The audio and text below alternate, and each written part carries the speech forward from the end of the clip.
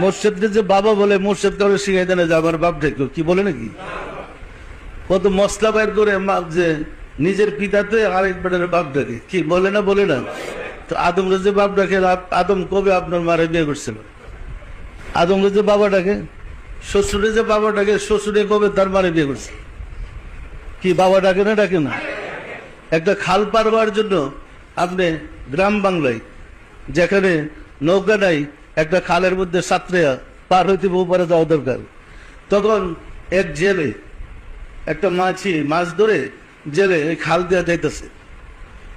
সাধারণত জেলেরা তো মুসলমান থাকে না, হিন্দু থাকে বেশি। তো মাছ ধরে ওইখানে যাইতেছে, আপনি বলছেন বাবা আমার দয়া করে একটু পার করে দেন না। তো খাল পার হওয়ার জন্য হিন্দু বেটারে বাপ রেখে ফেলালেন। আর কঠিন বিশাল জগৎ পাড়ি দিয়ে রাব্বুল আলামিনের কাছে যাওয়ার জন্য মুর্শিদ যে বাবা বলা যাবে না? যাবে না? যাবে না? যিনি ইমানের জন্ম দিলেন তিনি কি বাবা হইতে পারলেন না? সুতরাং এগুলো একটা ভ্রান্ত ধারণা আমাদের সমাজে দেওয়া হচ্ছে যে মা বাপ দিয়ে আরেক বেটাকে বাপ ডাকতেছে, আরেক বেটার বাপ না ডাকলে তো মুক্তি পাবে না। রাসূল সাল্লাল্লাহু আলাইহি ওয়াসাল্লামের জমানায় সাহাবায়ে কেরামগণ রাসূলের কাছে সে ইমানের জন্ম নিতে গিয়ে দেখা গেছে বাপ শত্রু হয়েছে, মা শত্রু হয়েছে, ভাই শত্রু হয়েছে, স্ত্রী শত্রু হয়েছে, স্বামী শত্রু হয়েছে, হয়েছে না? হয় নাই? এমনকি বিরুদ্ধে যুদ্ধ করেছে, তারপরে তো তারা রাসূলকে ছাড়ে নাই। যারা রাসূলের কাছে গিয়ে ইমানের জন্ম পেয়েছে তাদের অন্তরে রাসূলকে বসা দেখেছে, তখন তারা রাসূলের জন্য পাগল দেওয়ারা হয়ে গেছে। যারা রাসূলের সহবতে গিয়ে ইমানের জন্ম লাভ করতে পারে নাই তারাই মুনাফিকি করেছে, কুফরি করেছে। পরিষ্কার না? পরিষ্কার না? তাহলে জগতে ইমানদার হইতে হলে উচ্চ ডিগ্রি লাভ করে কিন্তু হওয়া যাবে না, মনে রেখেন। মুসলমান হইতে পারবেন, মুসলমানের ছেলে জন্ম নিচ্ছে মুসলমান, মুমিন হওয়া যাবে না। মুমিন হইতে হলে হৃদয়ে অন্তরে ইমানের নূর প্রজ্বলিত করতে হবে।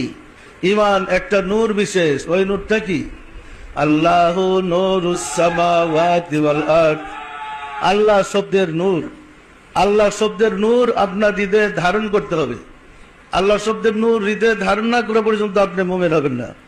এই কারণে কোরআন স্পষ্ট ভাষায় আল্লাহ ঘোষণা করেছেন ফাওয়াইলুল লিল কাসিয়াতি কুলুবুহুম মিন যিকরিল্লাহ উলাইকা ফি দালালিম মুবিন। যার কালবে আমার জিকির জারি নাই সে প্রকাশ্য গুমরাহির মাঝে ডুবে আছে। পরিষ্কার না? পরিষ্কার না? এখন বলেন তো মুর্শিদকে বাবা ডাকলে কি দোষ হবে? সম্মানিত আশিকের রাসূলেরা, শরীয়তের হুজুর তো আমিও ছিলাম একদিন, আর্মিদের হুজুর যখন ছিলাম তখন আমি তো হুজুরই ছিলাম। আমরাই বলতাম, নিজের অজ্ঞতার কারণে আমরাই বলতাম যে মা বাপ তুই আরেক বেটার বাবা বাবা ডাকতেছে। আমরাই হুসুট খেলে পাপ ব্যথা পেলে বাবা পেলে আমরা বলতাম শয়তানের 70 বার জবাব দেয়। এই মশলাগুলো আমাদেরই ছিল। কিন্তু মুর্শিদের দরবারে যখন গেলাম প্রথম তো মুর্শিদকে বাবা বলতে পারি নাই। কেমনে বলবো? সে তো আমার পিতা না, তাহলে বাবা বলবো কেমনে? কিন্তু সবক নেওয়ার পরে আস্তে আস্তে যখন সহবত শুরু হলো, সবক নেওয়ার পরে হৃদয়ে যখন ইমানের জন্ম হলে আমি কিন্তু বলতেছে না বাবা, কিন্তু সারাদিনই বাবা মুখ দিয়ে বেরিতেছে। আমার সহকর্মীরা ঠাট্টা করে বলতো, আপনারা বলতেন, তখন তো আমি চাকরি ছেড়ে দিই নাই, আপনারা বলতেন হুসুট খেয়া বা কিছু বলে বাবা বাবা বললেন যে শয়তানের জবাব দেয়, আপনি বলেন কেন? আমার সহকর্মীর প্রশ্ন যে আপনি বাবা বলেন। তখন আমি বুঝাইতে সক্ষম হয়েছি যে আসলে আমি বলি না, আমার ভিতরে যে সন্তানটা, ইমানের যে বীজটা, সেটা বাবা বলতেছে। এটা তো আমার আত্মার পিতা, সে তো আমার জিসমানি পিতা না। আমার জিসমানি পিতা তো আছেই, জিসমানি মা তো আছেই, সেটা হলো আত্মার পিতা।